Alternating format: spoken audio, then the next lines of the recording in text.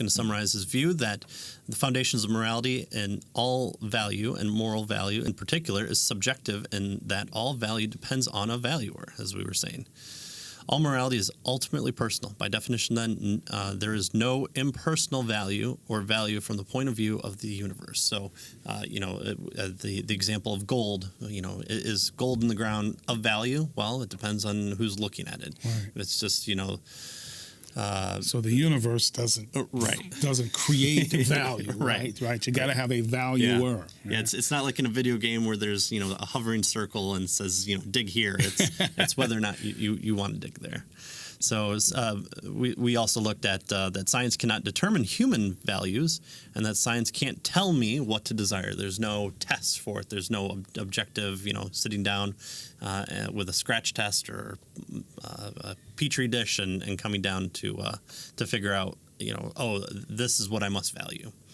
But value is subjective, even if something like traditional theism is true. Oh, that's almost a provocative statement, because we tend not to want to talk about subjective things.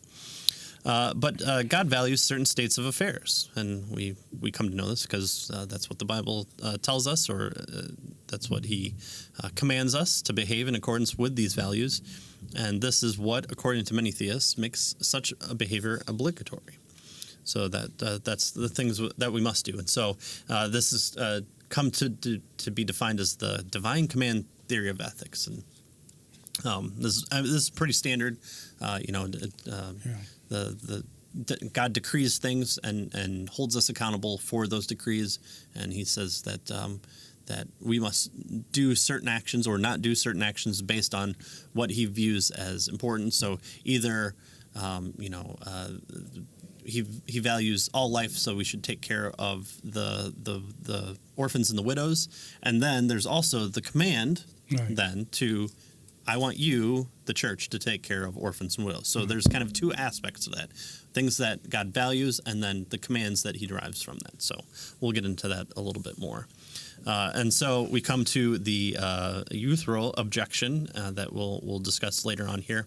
But many people believe that this Euthyro objection shows that God cannot ground morality. In fact, the objection is often thought to be the Achilles heel of religious ethics. And my subjective view of value appears to increase the power of the objection. Wow. So he's got a big hurdle. Yeah, here. He's going to need a big stick to hurdle over this. And so hopefully he's going to give us an explanation of why the Euthyro objection tends to not be as big of a deal as what it is. Yes.